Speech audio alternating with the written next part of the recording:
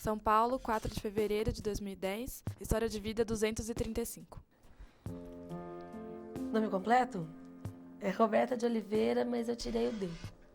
Que eu tirei o D para não ser de ninguém, nem do Oliveira. Qual que é o nome de seus pais? Meu pai era Dalton Valente de Oliveira, os dois já são falecidos. E ele era jogador de futebol em Campinas. E minha mãe era Maria Aparecida Dantas, também falecida.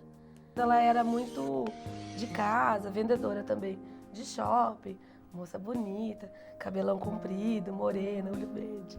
Aí ela não estava conseguindo dar conta, porque a separação foi muito difícil, né? E daí levaram a minha mãe para trabalhar na zona de Campinas. Até hoje eu falo isso tranquilamente, porque minha mãe foi depois que eles separaram, né? Por uma necessidade que a gente estava no mato sem cachorro, não tinha dinheiro para comer. O que ela ganhava num dia na zona, ela ganhava em um mês vendendo sapato. Faz 9 anos que ela morreu. Mas eu estava morando na casa, eu tinha acabado de me separar e estava voltando para casa da minha mãe com 2 filhos, porque eu voltei para minha casa em agosto, no dia do meu aniversário. Dia 6 de dezembro ela foi assassinada. Então eu tinha que estar lá, porque eu cuidei de tudo. Mas na rua? Assim? Não, ela foi assassinada dentro da casa dela, pelo sócio mandante. Foram 3 homens matar minha mãe no dia 6 de dezembro de 2000. 3. Foi bala 45 calibre. Isso vocês não sabem o que faz. Estraçalho, assim. Então eu tava combinando com meu irmão o que a gente ia fazer para tirar minha mãe disso. Porque ela estava muito viciada, ela não tinha força mais para as coisas. E ela chegou a falar, eu não tenho força para sair. E no dia ela ligou para mim na Orça e falou, Nica, eu tô me sentindo... Eu tive um sonho que eu levei um tiro na barriga. Tô morrendo de medo porque eu tô sendo ameaçada. E eu sonhei que eu tava num vale de lágrimas chorando, sozinha. Eu falei, mãe, você não tá sozinha nunca. Porque depois disso o telefone começou a tocar. Ai, uma tragédia, uma tragédia, uma tragédia. Eu falei, o que foi? Foi com a minha mãe? Foi.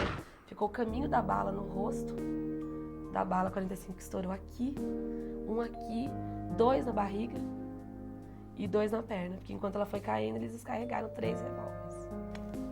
Aí eu comecei a olhar e falei, pode parar, fecha tudo, fecha tudo, sai todo mundo aqui. Aí um cara veio olhar, catei o copo, joguei no cara do cara, assim. Meti copada em todo mundo, tirei todo mundo de lá. Falei, não quero curioso olhando minha mãe, ninguém vai olhar minha mãe. Falei, vocês, quem que tava aqui na hora? Você, sai, pode ficar aqui, não sai. Fechei a porta, eu fiquei 4 horas com a minha mãe no chão, naquele estado. Eu tinha que esperar a polícia científica chegar. Liguei pro meu ex-marido e falei, tira as crianças de casa. Foi assassinato, foi mandado, eu tô com medo pela vida deles. Eu sei quem foi, eu vou denunciar. E eu fui ameaçada, né? Eu e os meus filhos. Então eu não podia falar, eu fiquei quieta. Por isso que você teve que mudar de Campinas. Aí eu fiquei mudando. O que você acha que mudou quando você foi mãe, assim, o seu sentimento? Eu aprendi a respeitar mais a minha mãe.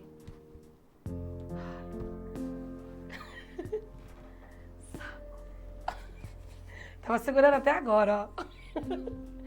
Mas assim, eu fiquei mais respeitosa com ela, tenho muita saudade. A minha história tem partes que são muito tristes e tem história de gente que é muito mais triste que isso. Sabe, gente que sofreu muito mais, que tem mais vida do que eu, que pastou muito e que ainda passa. Eu tive muita sorte na vida. Com tudo isso que aconteceu, eu tive muita sorte. Eu agradeço todo dia pelo que eu tive. Se não fosse tudo isso, eu não ia ser a pessoa que eu sou hoje.